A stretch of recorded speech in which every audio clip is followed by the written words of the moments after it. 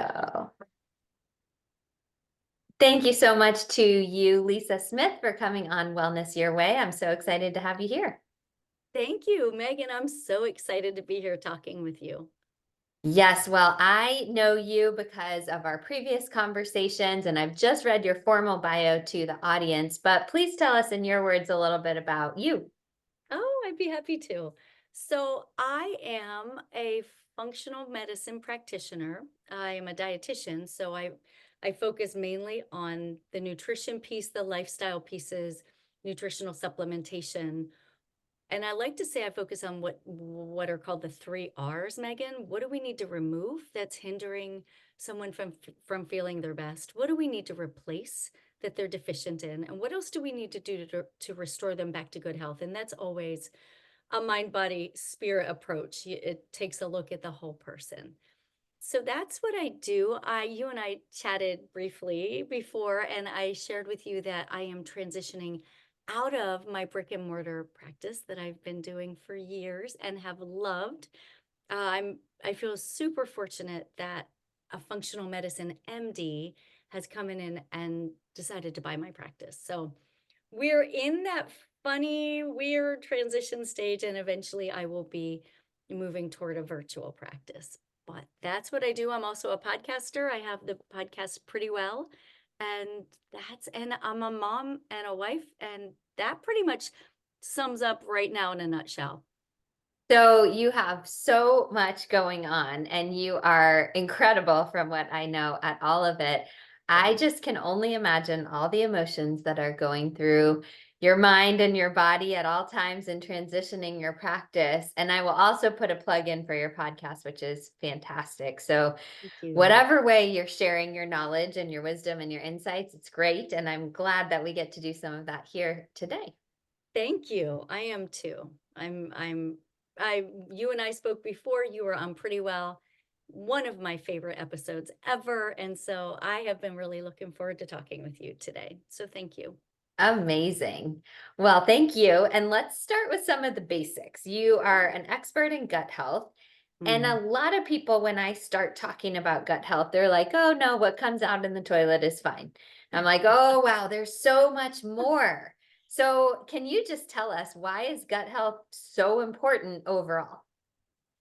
I sure can. And I think that's a really important question that you bring up because I believe that people's eyes are now glazing over. They've heard so much about the gut, they've heard so much about the microbiome and gut health, and they're like Charlie Brown's mother, like, wah, wah, wah, like, please stop. And I get it because our eyes do glaze over and our ears get dull because we get tired of hearing similar messages over and over again.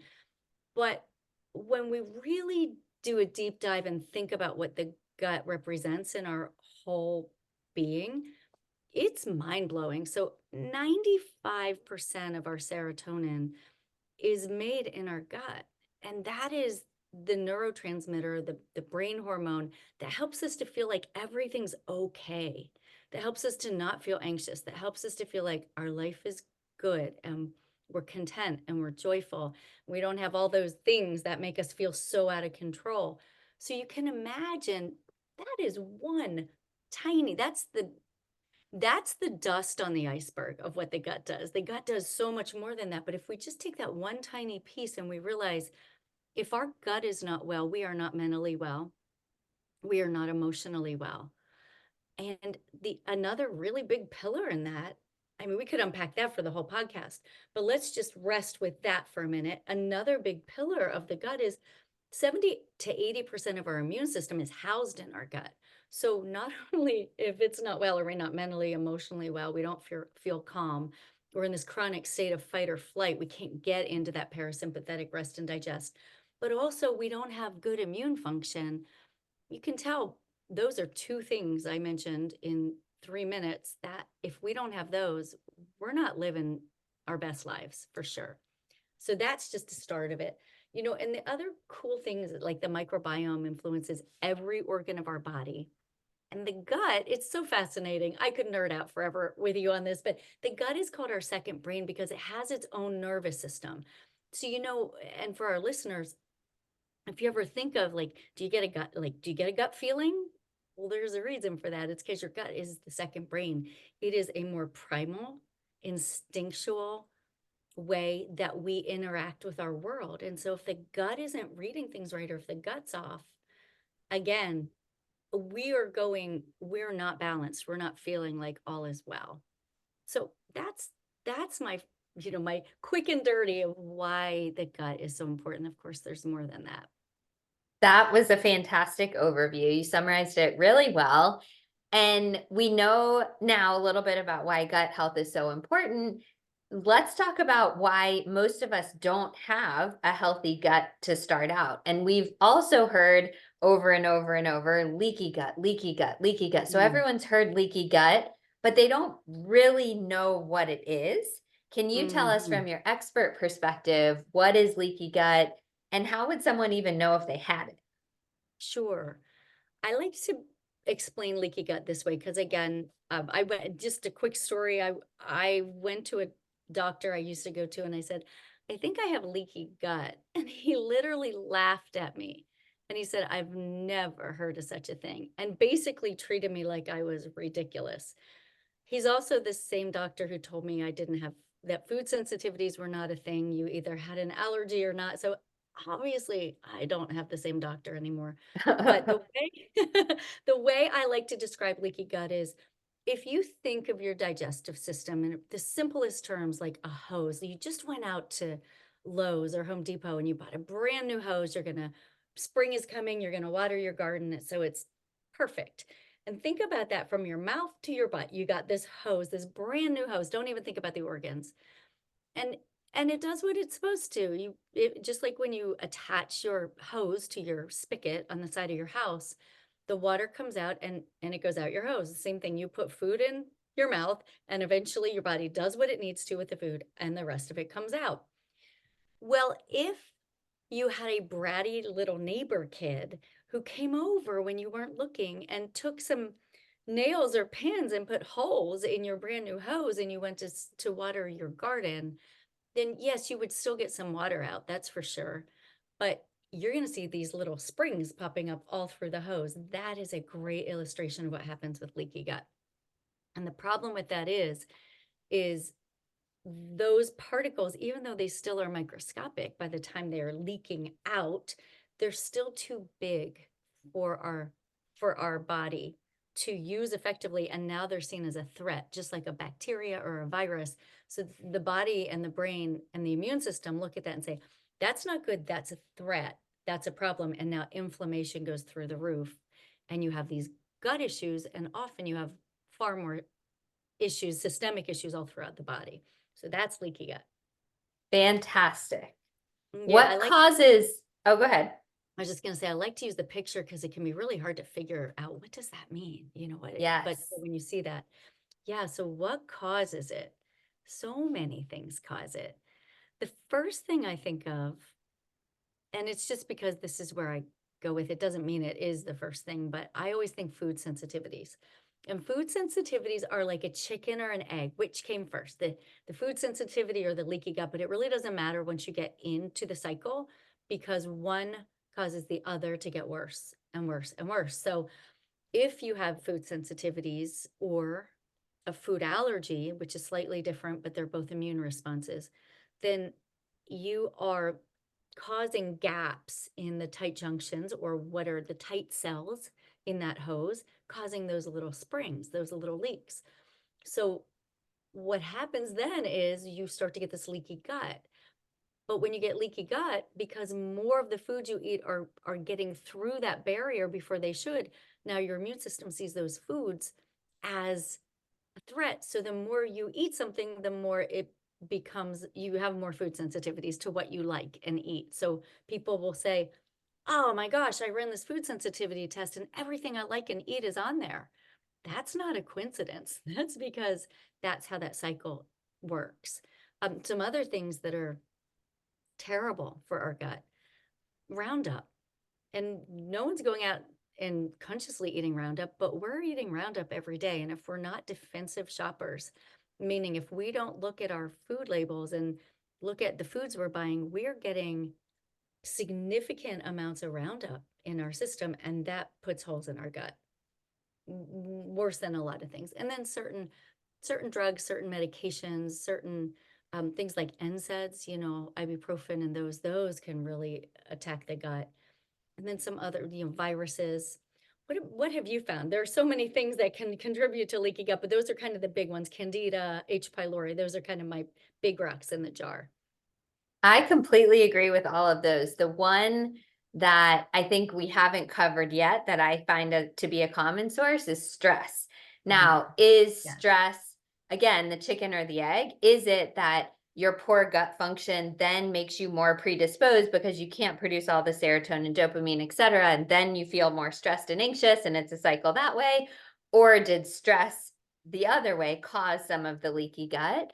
I Mm, just do mhm, find in a lot of patients with leaky gut that they tend to be, and myself included, more of mhm, the high strung, type A, stressed out people. mhm. And I don't think it's just a correlation. I think there's something there. That absolutely. I have found the same exact thing, and I'm in the same camp with you. So I totally get it. Hmm. Yes. I think it was really interesting the way you described food sensitivities. So I'm going to try to say it again the way you said it for the benefit of the audience, and then see if you could tell me if that's correct the way you described it. So let's say a person has a sensitivity to, I don't know, walnuts or something like that. And what's happening when they eat walnuts, then this is just causing a little bit of leakage, like the pesky neighbor kid poking a hole in the hose. Then that leakage incites this immune attack. So a little fragment of walnut gets into the bloodstream, microscopic particle. The immune system says, oh my gosh, walnut's not supposed to be in here. It flags it. It causes this immune response. And then because there's inflammation in there, then maybe they're eating spinach the next day or almonds or something that they initially did not have this food sensitivity to, but because the gut's so leaky and there's inflammation, then it's like this vicious cycle. Then all of a sudden, because you've been eating almonds all the time, you develop a food intolerance to that, and on and on and on. Is that Yes. correct? Yep, that is correct. Okay, Mhm. amazing. I think it's important for people to hear that that is the way it happens, as opposed to just, oh, I was born with this food sensitivity to 49 different things. I Right. find that rarely to be the case. It's usually the leaky gut causing the food sensitivities, and not just you can never have these 49 foods for the rest of your life. Absolutely. And just an aside, you know, something like gluten, there's often the question of, is it the gluten or is it that conventional bread and glutens are doused with Roundup, and now the Roundup has caused the damage and the Yes. inflammation, and now the body sees gluten as a problem. So, you know, I've had many people say, "Well, are people just getting diagnosed more often with gluten sensitivity, or what?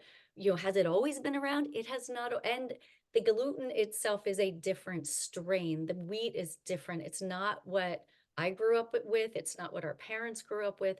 So it's different. Our food has changed, which means our gut health has been impacted because of those food changes. Yeah. And Mhm. unfortunately, it's impossible to know. Like we don't exactly know if it's just the changing structure of the gluten proteins, or if it's the Roundup, or a combination of both that's causing the issue. But it's really, really hard, almost impossible, to get ancient wheat without any Mhm. Roundup in the US these days. It's more possible in Europe and other places, but it's just hard. So most of the gluten we're eating is in some way, um, for someone with a sensitive gut, could be causing some issues. Do you agree with that, or Abs would you adjust that? no, I agree with that, absolutely, and I bet you have patients, and I do too, who have said, "I can go to Italy and eat gluten, but I cannot eat gluten here." Yes, That's what absolutely. they are more traditional, more of what we used to have decades ago, and it's just different now, so I agree Yes. 100%. Mhm. Really tough. Hopefully the food supply will change. We all got to do our little part. I don't think one person can change it all, but we're I chipping don't either. away. Yeah, I think we all have to be part of that solution, for sure. Amazing. So let's say you have someone who has leaky gut, and the Mm, treatment is always going to be individual based on their unique symptoms and body and all kinds of things. But what are yeah. some of the common interventions that you might run on someone with leaky gut? Yeah. So remember when we talked about those three R's? What do we remove? What do we replace? What do we restore? So initially, what I'll do is a deep dive. I'll do a deep health history, life history, nutrition history, and take a look at what do I think is a low hanging fruit. If I see this person eats gluten 3 times a day, every day, I'm thinking we got to look at that. Or say it's something else. Say they do eat lots and lots of almonds or they eat lots of something. That's a red flag because it's first of all it's imbalanced and second of all there's a likelihood there's a sensitivity there. Some other things I look to remove and look for things that could be pathogens. Like, is there an H. pylori overgrowth? Is there a Candida presence that's an overgrowth? Are there some toxins that are getting in? Are they eating a standard American diet that's just wrecking them? So that's the first thing I look at. What do we remove? And then I look at what do we replace? What are just some normal things that bring about normal function? So for instance, we all digest our food with enzymes. We make them in our gut and we use hydrochloric acid to break down our proteins. So many of us are deficient in that. So I look at what are some obvious deficiencies. Even B vitamins, those help us to digest our food properly, magnesium. So I'm looking at what are obvious things that I replace. And then I start looking deeper, like what do we need to do to restore that gut health? And that's when repair starts to come in. That's when when you start to re replace things at a deeper level. So you're repairing, you're repopulating the gut. And that's when I'm looking at specific probiotics, prebiotics, postbiotics, as well as some reparative, like some very specific supplements and herbs like L-glutamine, zinc carnosine, aloe, slippery elm, marshmallow, those kinds of things. That's really amazing. Postbiotics are such a new field, and I am constantly trying to stay on top of the emerging research, but it's still something that I feel a little bit nebulous about. You Mhm. feel you feel excited about postbiotics, is that true? I do, and I feel like I'm like you. Just learning what is this? So it's the foods that make short chain fatty acids, which become the fuel for your gut. So sometimes you can just take a supplement that's a short chain fatty acid, or you can start to bring about more foods that your body likes that helps you make more of them. So there's specific fibers for the most part. Amazing. And this is where people may have heard of resistant starch powder or butyrate, which I'm shockingly getting a Yes. lot of people asking, hey, I saw butyrate on Instagram or something. Do I need to take that? I think these are really, really interesting and I would say in many cases helpful, and we'll probably know a lot more in the upcoming years because I know lots of people are working hard on this. Yes, I have experimented with butyrate myself and I like it. I do. I like it. I'm not sure that I could give you a specific why I like it.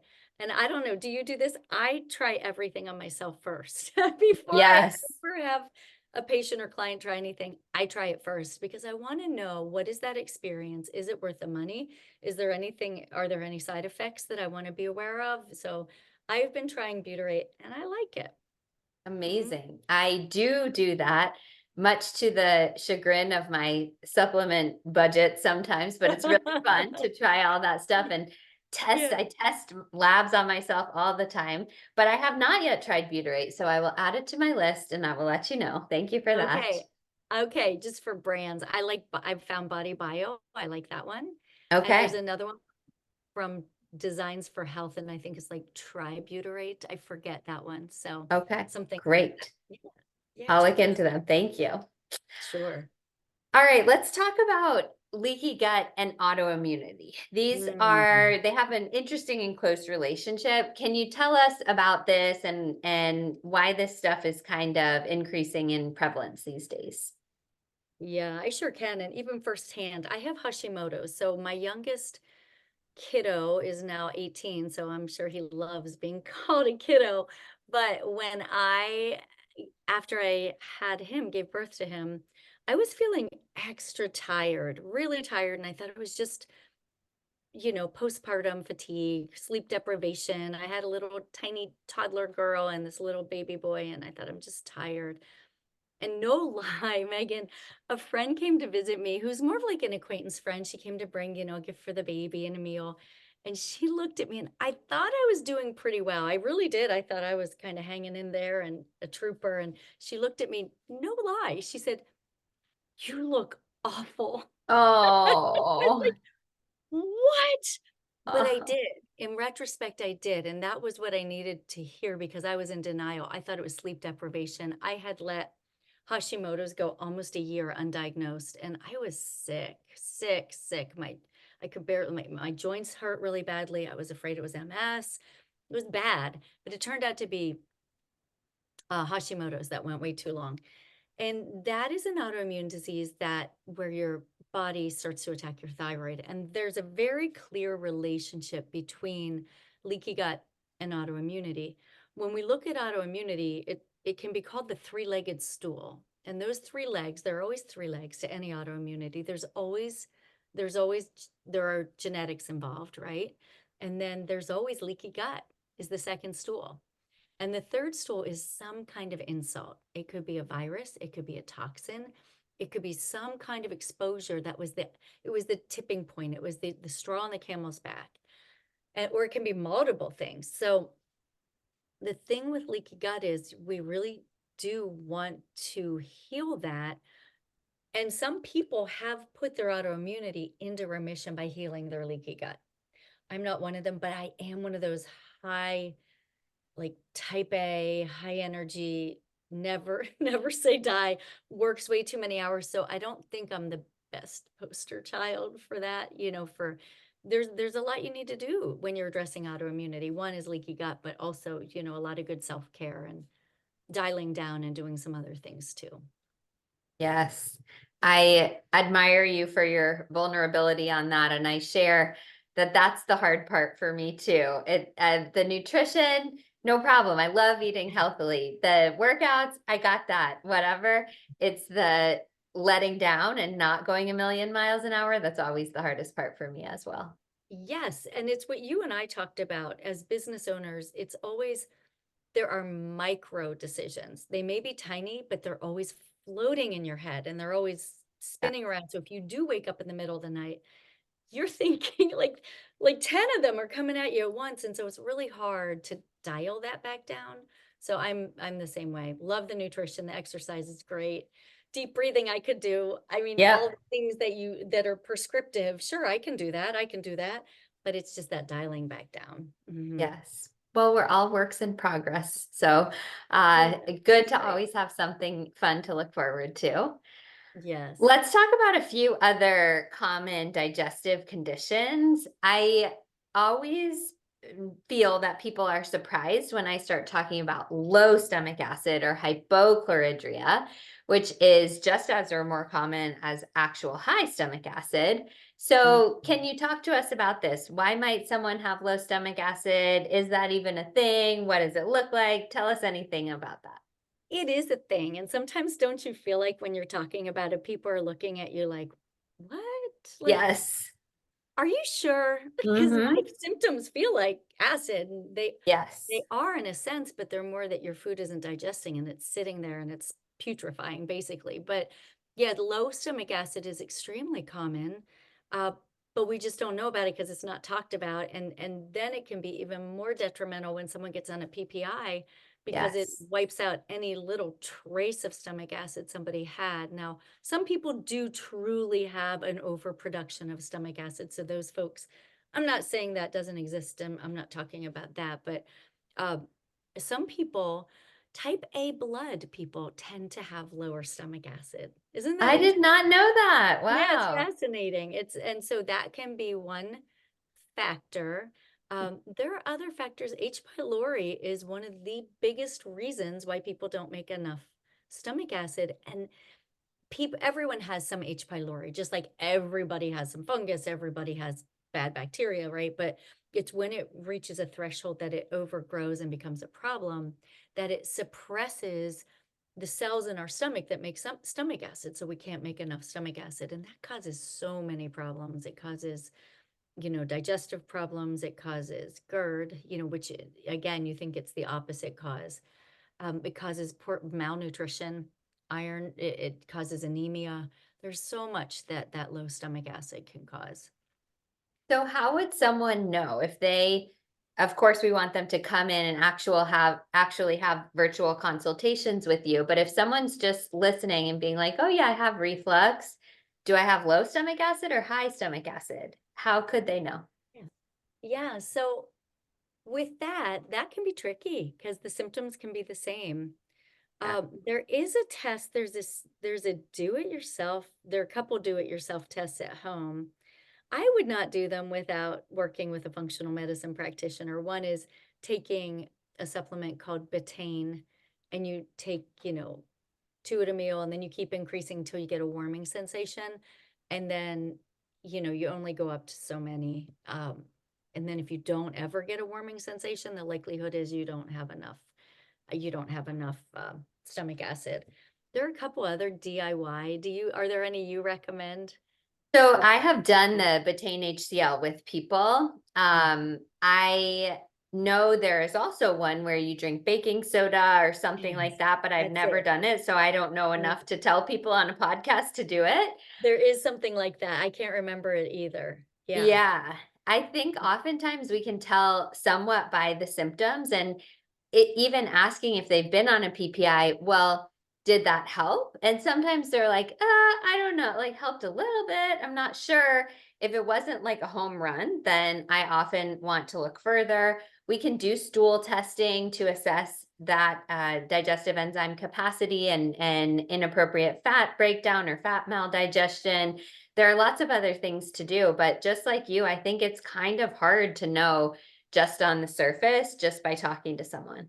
Yeah. Yeah, I do too. I often see that when people if they do have hypochlorhydria, then not enough stomach acid, then if you start to replace that, they notice right away that they can tolerate protein in their meals much better. They can eat Yes. meat without problems. They don't bloat as much. They're more regular. They don't have as much gas. And that the same goes with enzymes. But if you're replacing enzymes and you're still dealing with a lot of that bloating, that irregularity, like the food sits in your stomach and it feels like a bowling ball, I'm putting my bets on low stomach acid.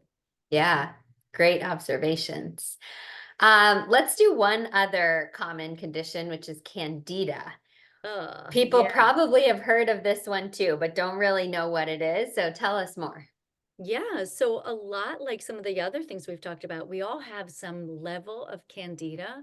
It's when it becomes an overgrowth situation that it is a real problem. It can cause some nebulous symptoms, things like headaches, brain fog, terrible fatigue, achiness, rashes, things that you don't even link to your gut, but that's where it originates. White film in your mouth, white coating on your tongue, tendency toward yeast infections, gut issues, big time gut issues, some bloating. And the hallmark that I see when someone's like, I have the worst sugar cravings. Yeah. That for me is like, okay, that's a real red flag for me. But then we start putting together some of these other symptoms, that's when I start to think, I'm thinking candida. Yeah. Really great. And what's a common one or two interventions that you would do for someone with Candida? Yeah, so what I do is I take a look at their diet and I see how many simple carbs and how much sugar is in Yep. there. And hidden sugars are the worst because they'll sneak in. But then what I'll do is I start with an anti-candida diet. It's what I call it. I just put it together for the people I work with. But it's just what do you need to start to remove right now because it feeds the candida. It's not a Yes. forever thing. I'm not a diet person. I like to teach people how to eat healthily for life. But when we're trying to really knock the candida back, we have to starve it, like pull out some of its fuel so it doesn't keep getting the upper hand. And then I really like certain supplements. So I like a supplement. It has oregano in it, has garlic in it, it has thyme, it has some other herbs in it that are very specific for Candida, and that's called Candikill. Love that product. It's from a company called Nutritional Frontiers. So I do a course of, depending on the severity, a couple of months typically on that product, and then I will add a probiotic. So I'll do the Candy Kill in the morning and a probiotic in the evening to try to just cover that. So the good bacteria, the good probiotic will start to knock back the Candida. That's great. I appreciate those interventions and I agree with you. I like sustainable eating styles for 99.99% of the time. And I think that if someone has active candida that's out of balance, it really is the time to pull back hard on added sugar and alcohol and refined carbohydrates and things like that, just to clear it out. Yes, because it really does. I mean, it grabs sugars first and it really feeds on them and it grows and it gets stronger and harder to get rid of. Yes. Oh, incredible. Okay. So we've talked a lot about things to take out, which is very important. It's your first R. But what are some of your favorite things to add in if someone doesn't have any of these issues? They're just kind of looking to improve their gut health overall and make sure their bases are covered. What could they Ooh. add in? Yeah, so I love adding in a diversity of vegetables. You know, the to have a healthy microbiome, you need enough of the good bacteria, so you need the population. If we think of in our gut, we have two armies. We've got the good guys and the bad guys. We need enough good guys to overpower the bad guys, right? It's not like we're trying to get rid of the bad guys because there's this ecosystem where they all kind of live, but you just want the right amount of good guys. So that can come a lot from food, but you want diversity. So you want your army to be very diverse. You want all kinds of shapes and colors and kinds. And just like we want a diverse army in the real world, right? We want all different types of people. Well, you want all different kinds of strains. And so the best way to do that, you can use supplements to some extent, but you really want to do it through vegetables. So we hear all the time, eat the rainbow. It sounds so cliche, but that's where the power comes in because all those colors and those phytonutrients feed different strains and they grow that diversity. So those are the things I like. And then I like to promote specific foods that are high in fibers, prebiotic fibers, things like, uh, artichokes, asparagus, bananas, apples, onions, leek, garlic. Those those are prebiotic foods. So they feed the probiotics. So you're getting diversity through vegetables, then you're using specific vegetables to feed the good guys so your army keeps growing stronger. That's what I that's what I like to do. And then we talked about the postbiotics and just starting to get, more familiar and more knowledgeable about those and using those as well. And then if there's something to add in because there's still some repair that needs to be done, then it goes back to the things I talked about before, some different herbs and L-glutamine and things that are think of them as very soothing and healing for the whole digestive tract. Amazing. Very powerful.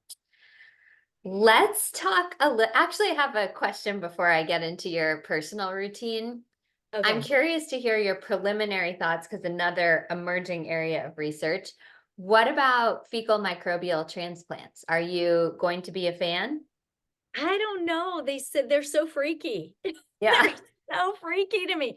I think the research is clear that they're completely efficacious. So if Yeah. done right, gonna, I think that they can be a game changer for people. I don't know enough about it, like how that process all happens. Yeah. Um, but for our listeners, so a fecal microbial transplant is when you literally, well, obviously scientists and doctors do this, but Yeah. they Don't do this at take, home. please don't do this at home. But they take a poop sample and they purify it, but they keep the good bacteria and then they transplant it into somebody else. And so that's why it freaks me out because it just seems mind blowing to me. But on the other hand, when you read the research, it really changes. Sometimes, I guess, it can be refractory, it can be difficult for people to truly get their microbiome healthy after years and years of it going in the wrong direction. So this appears to be a way that's going to be very effective. I would agree with that totally. I mean, I have not personally done it or looked into it for myself, but I genuinely think if I did have a digestive condition that was super resistant to all the normal treatments, I think I would be right now actively looking into it because the research, as you said, is so compelling. It does Yeah. seem kind of weird and a Yeah. little icky, but hey, Yeah. if you're in that position and you are feeling desperate, I would highly encourage at least looking into it. That's a great thing you brought up. I haven't given it a lot of thought. I've read a good bit of research about it and then I kind of like shelve it. But that's a great thing that you brought it up because truly you're right. The research is clear about it and it's purified. So if we're Yeah. looking at it like since it's purified, we probably take many things that we have no idea what we're taking, Oh, right? I When we're know. looking at Yeah. pharmaceuticals, we don't have any idea where those came from. Yes, absolutely. Well, stay tuned. Maybe in a year or two, we'll do another episode and we'll be more Yeah. clear on the research and we'll come back and report. But for now, I'd love to hear a little bit more about your personal routine. Are there any things that we haven't covered that you do regularly that really make you feel your best? Well, I'm trying to work on self-care like we talked about. So things that are easy for me, like when I wake up in the morning, I drink water right away. I actually go to bed, I take a glass of water with me because that's just what I've done all my life. So I drink a glass of water first thing. I do some stretching first thing. I pray first thing. So those are my big rocks in the jar before I really hit the ground running. And Yes. then in the evening, um, I do read before bed every night. I always have a real book going and I always have an Audible book going. So it's whatever I'm in the mood for. Usually, full disclosure, I get about a sentence or two in and I am out. Either the book's on my face or the Yes. by my ear going on for chapters before I figure it out. But I read, I pray before bed. At dinner time, we connect as a family almost every night. We have dinner together just Wow. because I feel like that's so grounding for us. Yes. And I love it. It's a chance to just decompress with the people I love the most and just be. So that for me is really good self-care. We've done that since we had kids, and that's been really, really rewarding. At midday, I don't do a lot, but my goal is eventually to be more intentional, to go for a midday walk or to go outside and do a little grounding. And I don't know, for our listeners, grounding is literally just connecting with nature. So it could be walking barefoot on the grass, or walking barefoot on the beach would be my preference. Ooh, yes. But just doing something to just get outside and get the energy from the sun, get the energy from the ground, and to just help your body to pour more into your body. And I am working on being more intentional with deep breathing. I do it, but I don't have a system yet. Amazing. I fully agree with that midday being the absolute hardest. It is Mhm. just, I mean, there are a million other things that we could be doing. And so it's hard to prioritize that. But I Yeah. notice such a difference. Even if I just get outside for 10 or 15 minutes, like a very short walk, I feel so much better the rest of the day. So it's constantly something I'm striving for. That's such a great point. And it's like sharpening the saw. So if we actually take that 10 or 15 minutes, we're more productive than 10 or 15 minutes worth the rest of the day. We make up more than that. So if we could just hang on to that and say, I'm going to carve this out. That is my goal for sure. And I do Okay. have to give you a plug. Your pepper planner. I am just starting to dive into it. It is wonderful. It's amazing. So guys, go Huh. on Megan's website, get the pepper planner. It's so well done. You've put a ton of thought into that and I love it.